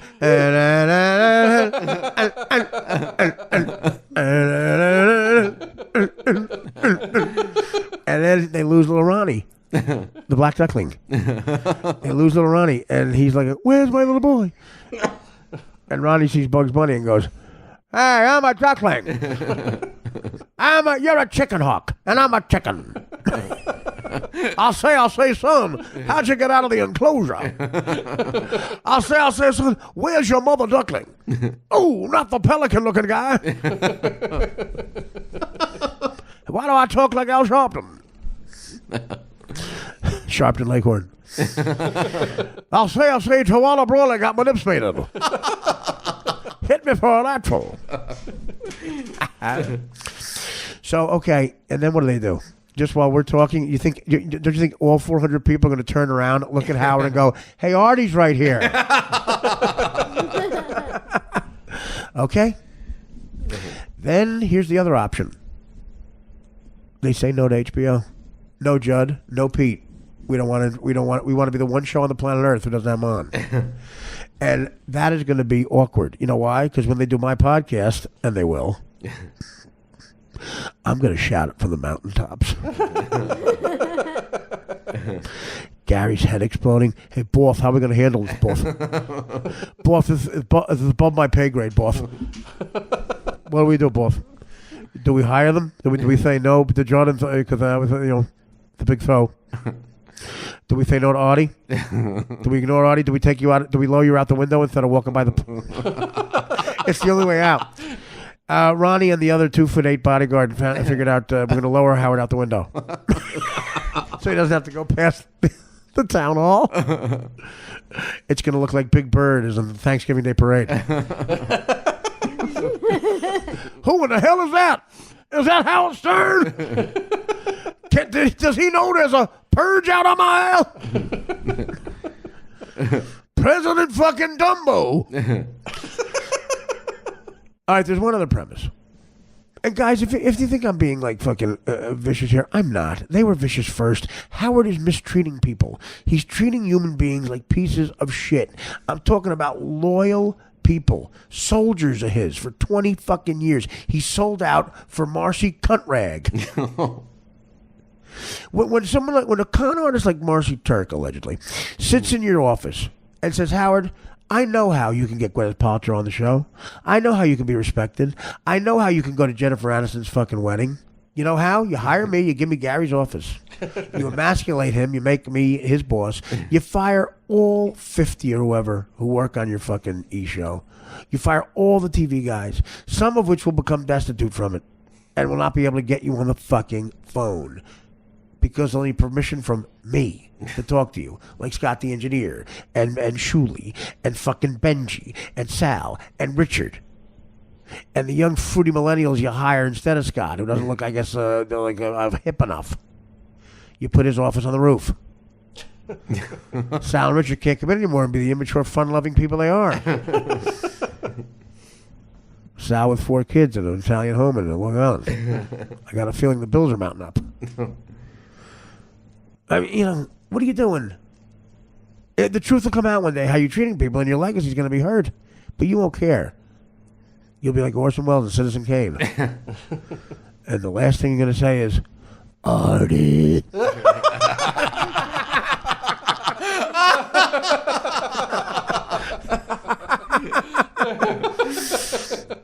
Artie. What's the last thing he said? What's Artie? I don't know. What's Artie? We don't know. We never heard of him. Some historians about the show say he might have been on it one time. Sour shoes. What's the last word? Beetlejuice. Elliot Orphan. So I'm busting chops, guys. This is radio war shit. And by the way, just to show you that's all it is. You people tweeting stuff, you want me to bash like people like Beth and people's families. It ain't happening. I'm not a scumbag. Those are sweet people. They're always very nice to me. This is a radio war. We're goofing on stuff he goofs on. We always goofed on. People's looks, work. You know, the fact that people might be short. And Ralph's the way he dresses you. Listen. You know Nick Cannon, the way Nick Cannon dresses? Listen, I bought you Nick Cannon's outfit. You're going to wear a tweed 3-piece suit. That's right. You're going to look like the guy from My Favorite Martian. My Favorite Martian. What? My Favorite Martian. And you're going to look like a guy who betrays Delano in the movie Silver Streak. If you dress like him, that's right. That's right. If you dress like him, I get free ecstasy. Can you put this little scarf on? It's a bedazzled lavender scarf. I get free El Polo Loco. We're busting balls. No family shit. We're having fun here. Even though I was not given that same courtesy, people say, "Art, well, you know, what about the sour shoes impression?" I loved it. But then, of course, Howie, Mr. Howie, who doesn't go by the golden rule, treat people like you want to be treated. Let Sour Shoes drift into areas where he's talking about my mother and sister. A woman down the shore who's good friends with my mom and sister. See, it doesn't bug them. They're the strongest people on earth. And that's fine with me. But this woman goes, yeah, that Sour Shoes guy was talking about your mother and sister. That's not right. Why did you let him do that? I said, I don't know. But then it started to aggravate me a little bit. My Italian got up. And I said, yeah, that is bullshit. He's making fun of Beer League, my movie. You know what else we'll do? Let's do another little poll. Who likes Beer League and who likes fucking private parts? I guarantee you. Well, I won't guarantee anything. Let's let it happen. Let's take that fucking poll. Like the poll, who's the most popular character on the Howard Stern show? Guess who it was? Artie Lang. That didn't do me any favors. Same name as the title episode of Crashing. My point is, I'm not bragging here, but my point is, when I left, Hulk Hogan came on, and Hulk's always been a nice guy to me, and he said to Howard, just to be nice to me, because at the time I was in rehab. I just stabbed myself on heroin. And you know what? You go with the odds with me, and they're going with the odds with me now. I'll probably not make it any further than I did in show business. I'll probably fuck up, and something will happen, and I'll make my fortune and lose it again. That'll probably happen. I'll probably die broke. But guess what? I'm getting another shot. Howard said to Hulk Hogan, you expect big things from Artie, do you? And then he giggled. It was 2010. Going with the odds. Because odds are I wasn't doing anything else. Odds are I was always going to be in that bed in the rehab trying to figure it out. Because I fucked up. Because I'm a flawed loser. I'm not perfect like you, buddy. I ain't perfect like you. Yeah, women leave me. Heroin stays with me. Then it leaves. Then unlike the women, it comes back. Right around the corner from where I'm sitting right now is a door to this apartment. A lot of hot chicks have left that door saying, I can't take it anymore. Not one personal trainer has come in. The last hot chick left, and about 4 months later, Dan came in. So that's a negative? Dan's better with the towels. Thank you. Well, if you saw the last one's legs, yeah, it's a negative. We don't want to do that comparison. But yeah, I'm out of shape. I'm not that great looking. I got bad bone structure. I'm not particularly talented. But you hired me, fucko. Probably because I am uglier than you. Whatever. So you giggled when Hulk said, just to be nice, Hulk Hogan said, oh, he's going to come back. He'll be okay. He probably didn't believe it. I didn't believe it. But, yeah. Big things from Marty. Giggle, giggle. Cut to now. I don't know what this is going to become. It could suck. It could be nothing. But for right now, we got a day where we got to figure out a little geography in a town hall situation. Boss, listen, where are the town hall? Should I tell them they can't have the town hall? Because that's what Howard is, you know. Howard owns that company, and they do as he says. He's 63 years old, Howard. A bunch of assholes who pay $12 a fucking month left him. The good people stayed, but you know what? All the people left are not assholes. They are, according to him. Some came over here and stole my podcast. He's not as powerful. It's not 1991. You don't have to be that afraid. People I know don't even want to come on my show because they're afraid he'll like buy their company and fire them or something. It's not going to happen. But you do whatever you want. There's one person I heard was afraid they might get kicked out of a certain film festival. It's run by a very prominent actor. They don't want to badmouth Howard because of it. And I'm like, that means Howard's going to get on the phone and call this guy and say you can't be at a film festival? Not happening. You know what Howard's like, you know, in Rudolph the Red-Nosed Reindeer when they take the teeth out of the snow monster? He's a D-toothed snow monster. Bumbles can't do anything without their teeth. You could push him right over the cliff. And I don't want to. And odds are he could fucking destroy me. If he wanted to. He's not mentioning me now because he's trying to keep me in obscurity. If he mentions me, you know, it'll help. Last time he did, Reddit called him an asshole, and I got $2 richer. He wants to leave me in obscurity. I get what he's doing. And I'm not saying I can beat Howard Stern in a war, but right now I am just because he ain't fighting. So it's kind of a win-win for me. But that's it. It's weird what's going on. So when I do this, I'm trying to make you laugh, too. We're being funny here. Come on. But when I do my Vanity Fair interview tomorrow, I guess I'll have to be honest. That's right. Vanity Fair. I'll say it again. Vanity Fair. So I'll end with this. There's one more scenario that they could go with for this town hall situation. They could just have Jen and Pete on and ignore me. Say I didn't exist. And then walk out and deal with the situation. They cannot have them on at all. Or they could do something that the fans might want. And what might that be, Howie? Your guess is as good as mine. But if you have me on for the very first time in almost a decade, I got a feeling there ain't going to be a lot of talk about crashing. And that I don't want. Because Jen and Pete are friends and we got to plug something. But it'd be great to have a super fan, because he's a super fan of the Stern Show. Well, a big fan. Interviewed Howard as a kid, Judd Apatow. When he was 16 years old. He interviewed Howard, and I think, I wonder if he ever interviewed Johnny Carson, maybe. But they're fascinating tapes. He played it first when he came on Howard when I was still there. You know, Judd, who's like a great thinker, a big fan of comedy. I would love to get his analogy on that whole thing. Be an interesting show. But that's not going to happen. Why? Because Gilbert Gottfried's coming in? No, he's banned. Best guest ever, banned. Why can't we talk about that with Judd? Because I believe Chelsea Handler has a new show. Yeah, they're going to talk about Chelsea moving to Spain. No, they have to come in and kiss Ellen DeGeneres about her dancing. Well, the Powers are going to talk about her green drink for $200. I guess the old show was less entertaining. Again, this is a radio war, guys. It's stupid crap. It's for your entertainment. Nobody's getting hurt here. The guy I'm goofing on is a billionaire. And if he wanted to, he could just goof me right off the fucking podcast, I guess. But it ain't happening. So I'm 49. What are the chances I live past 60? Think about it. But the doctor said, Art, we're going to test and see if you have an ulcer. We're going to test to see if you're type 2 diabetes. I said, how much are the tests? He told me the price. I said, why don't we just say this question? What are the odds I don't have type 2 diabetes?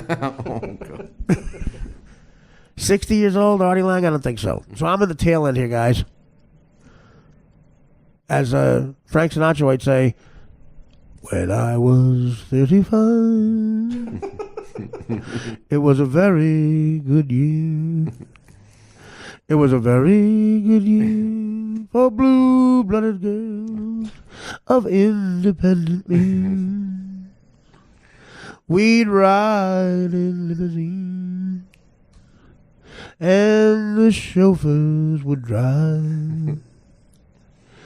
When I was 35, but now the days are short. I'm in the autumn of the year, and now I think of my life as barrels of wine with fine old kegs, from the brim to the drain. It poured sweet and clear. It was a very good year.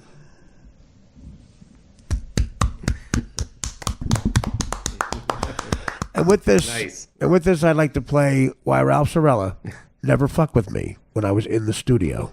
He learned his lesson. Here's why. Friday is Shabbos. Yeah, you don't pay your bookie on Shabbos. Sounds like someone's using. What? Oh, yeah, Ralph, you're using Howard. That is the sound of someone using. You've been using for 20 years, dickhead. Hey, when are you going to kick your habit? Yeah. Never. Giants played last night, right? No, they played Thursday. They played Thursday. And they won big. Oh. They won big. What was the score? Wait, what? They won big, Artie. What was the score? Well, they won. They won the game. They didn't win big. Well, they won the game. It was a big win. I know, but it was not. They didn't win big. Big win. Game one. Who were they playing? Game one, big win. But they win 17-10, something like that? The last win they had was the Super Bowl, so it's a little bit of a letdown. That'll be the last Super Bowl, they say. Wow. Remember that, guys? About 1,000 years ago? The guest that day was Guglielmo Marconi. Inventor of the radio. That happened about 1 million times when Ralph tried to fuck with me. So finally, like a pussy that he was, he waited till I was out of the studio to say, I don't know, I'm not missing Artie. I'm not missing Artie. He wasn't there. The fucking cum in his mouth still. Fucking goddamn Biafra jizz down his gullet. Oh! So what you heard there was Ralph on the phone, and I explained that I met my bookie at a diner. They assumed it was my drug dealer. It was one of the two, I forget. But bookie was a better vice to admit to at the time. People say, Art, you lied on the show. How many people tell their boss they're doing heroin? On the goddamn radio for 1 million people, you dick face. Sorry, I don't have the integrity you do, fuckstain. I don't want to load trucks for the rest of my life. Yeah, so I lied. Artie, are you taking 8,000 Percocet a day? No. I'll be at the fucking Tempe, Arizona Improv for 80 grand. What are you doing? Look at this swastika vandalism on the TV. All right, so Ralph says sounds like someone's using again, and forgot he was in a fucking fight with someone a little wittier than he is.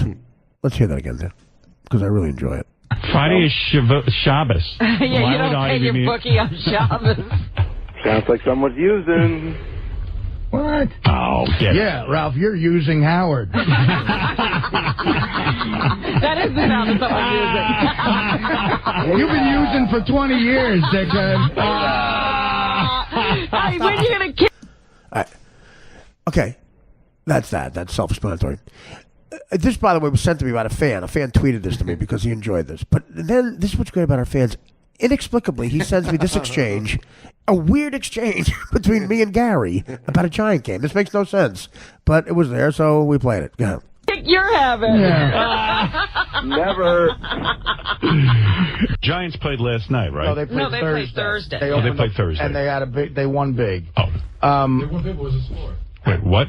They won big already. What was the score? Well, they won. They won the game. They didn't win big. Well, they won the game. It was a big win. I know, but it was not. They didn't win big. Big win. Game one. Who were they playing? Game one, big win. But they win 17-10, something like that. The last win they had was the Super Bowl, so it's a little bit of a letdown. That'll be the last Super Bowl they say. Wow. Gary was a Jet fan. I mean, look, I don't root against the Jets like I root against the Mets, but Giants aren't in it. I'll root for the Jets. I will. I have. I felt that pain. Giants, Jets on the bowl. I'll root for the Giants. But Gary was, what a complex he had. It was, I don't know. They won, quite frankly.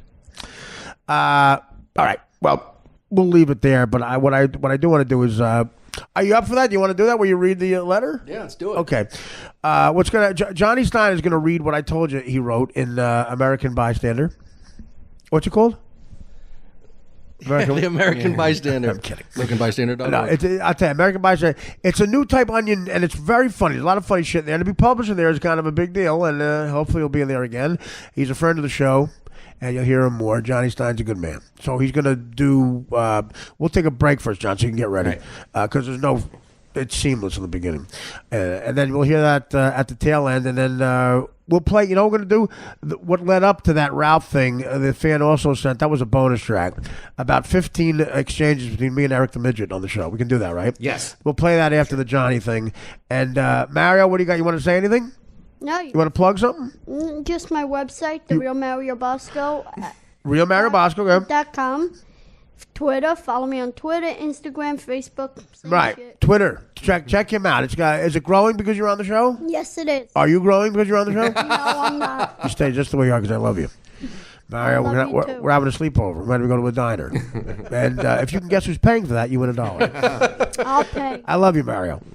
And you'll be seeing, of course, a ton of Mario. And maybe on the podcast in San Francisco, right? LA, I'm hoping for. How much is the Uber to San Francisco? All right. When we come back, Johnny Stein and the rest of the ETN. Eric Mitchell. Love and Mercy, in which John Cusack rips a hole in the time-space continuum. Love and Mercy is a 2014 biopic about Brian Wilson, born 1942, of the Beach Boys. In the film, actor John Cusack, born 1966, portrays Wilson in the year 1988. This, then, is an imagined late-night phone call between John Cusack and Brian Wilson of the Beach Boys. Brian, it's Q. My brother, you awake? Am I dreaming? Right. Man, after Love and Mercy, when I hear your voice now, I think 1988 me. You did such a good job playing 1988 me. That's why I'm calling, my brother. It's been great talking to you. Wait, don't hang up, Brian. Click. Cusack calls back. I just dreamed you called me. I dreamed you hung up on me. Oh my God. Let's go back into our dream, Brian. Okay, I'm back. Right. It was so kick-ass playing 1988 you in Love and Mercy. It was such an overwhelmingly amazing opportunity, and I want to return the favor, man. You want me to play 1988 you? Say anything you? I'd have to brush up on my kickboxing. Brian, what I offer you is better than playing Saying Anything me. Better? How? How? In the year 2014, I played 1988 you. I was 48. Okay. Today, in 2016, you're 74. Do you know what year I will be 74? No. I'll be 74 in 2040. Silence. My vision is a documentary set 24 years in the future, in 2040, when I will be 74, that takes a backward glance on the 2014 making of Love and Mercy. Am I in it? The vision? Yes. In my vision, 2016 you plays 2040 me, reminiscing about 2014 me playing 1988 you. I, as 2040 you, would talk about 2014 you playing 1988 me? Exactly. How old will I be? 74. I'm 74 now. How can I be 74 in the future?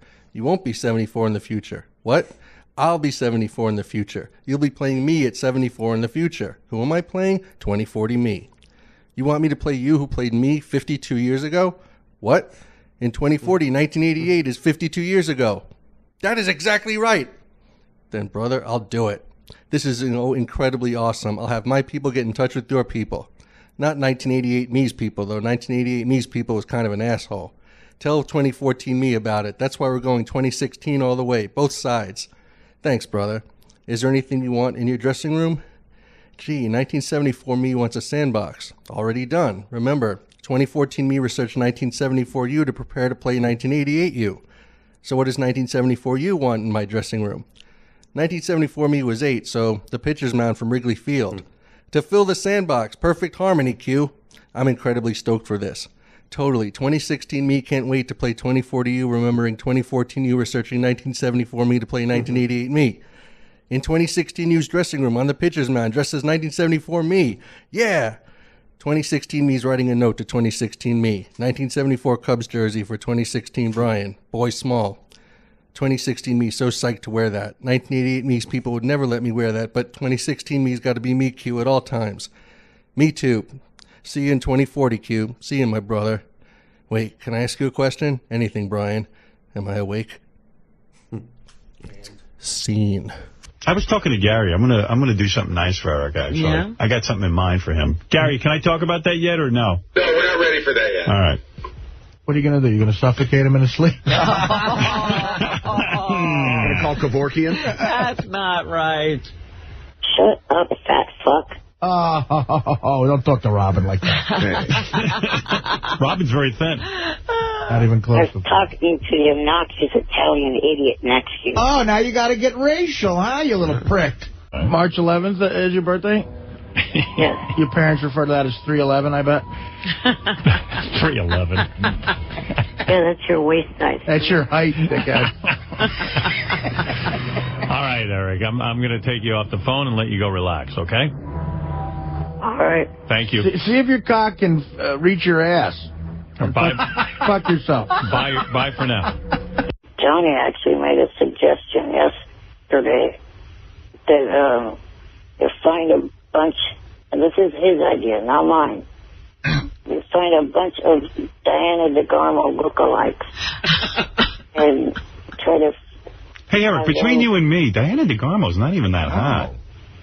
You've got to be kidding. Carrie Underwood is way hotter. You've got to be kidding. But Carrie Underwood already has a boyfriend. There's a That's picture. her? That's Eric and, Where's Diana, Eric? and Yeah. Diana DeGarmo. Is that the Joker? I don't know who's uglier from that. Oh. Shut up, fat ass.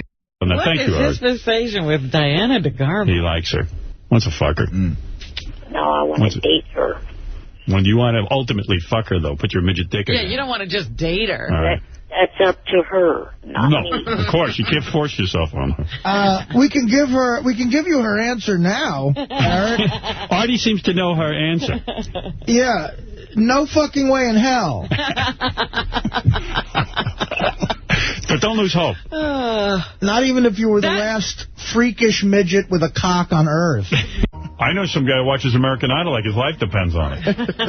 He's a fan of that show. He's crazy. He fucks beds and wears pajamas, and he's 42. Yeah, at least I don't wear pajamas to work if I had a job. You should have burned yourself there if you had a job. At least I don't wear pajamas to work if I had a job and I was normal size. You're over normal size, aren't you?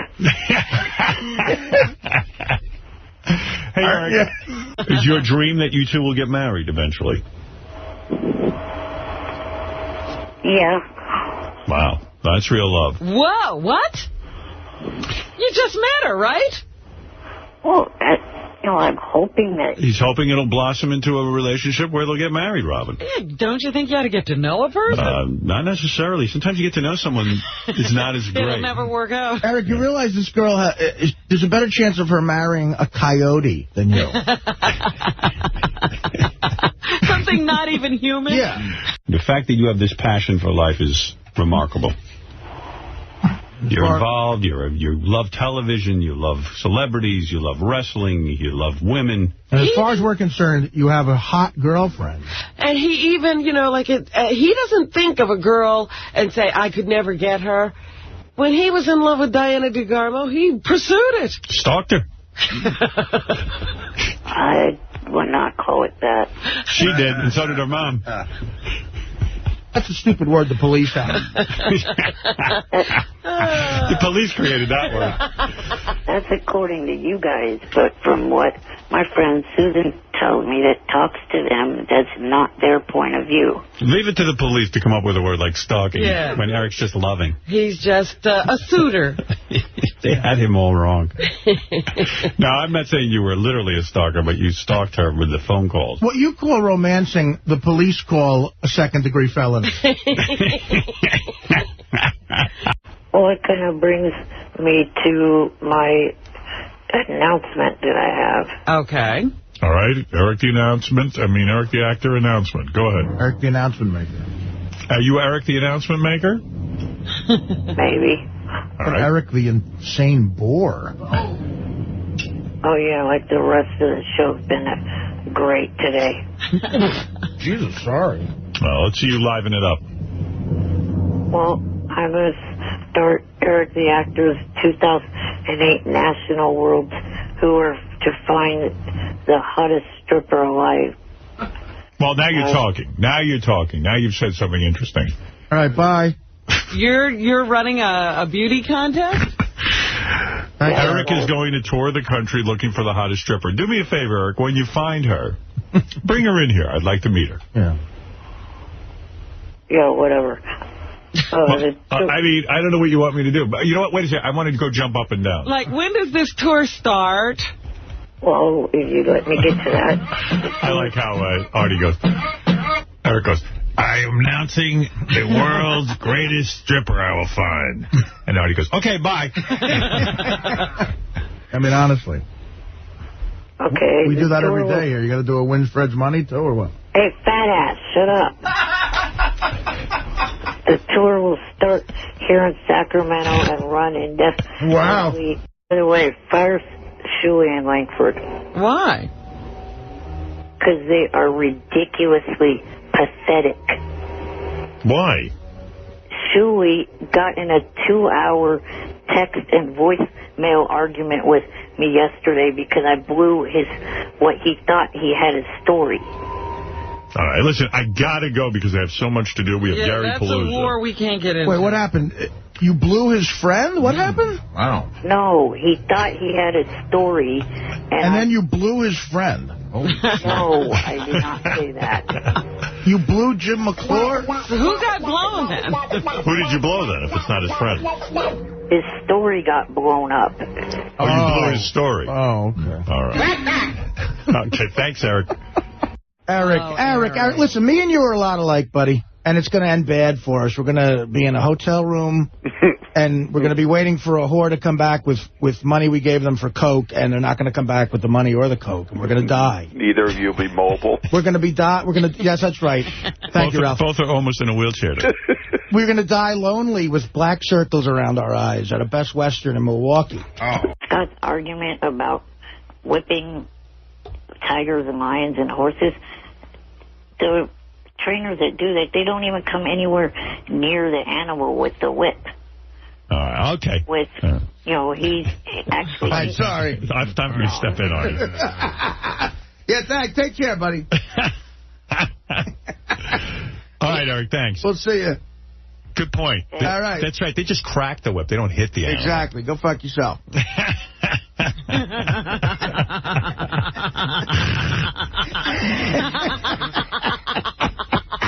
Oh, my goodness. Anyone plugs their shit, wife? Who are you voting for this year? I actually have not voted once. Really? There's a shocker. Wow. I don't think I've voted once in the last 2 seasons. Wow. It's insane. Yeah, why don't you go fuck yourself? Would you say you still love the show? You missed it. He just called you a fat tub of shit. Oh, my God. Say it again, Aaron. Now, Eric, now that you're not voting, you'll have more time to go fuck yourself. Yeah,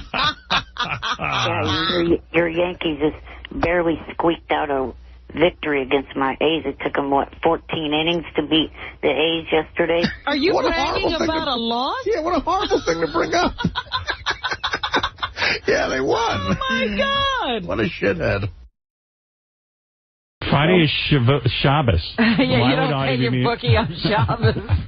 Sounds like someone's using. What? Oh, yeah, Ralph, you're using Howard. That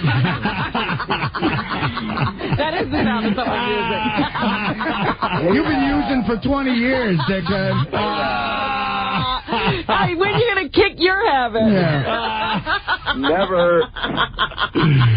Giants played last night, right? No, they played Thursday. They played Thursday. And they won big. Oh. They won big. What was the score? Wait, what? They won big already. What was the score?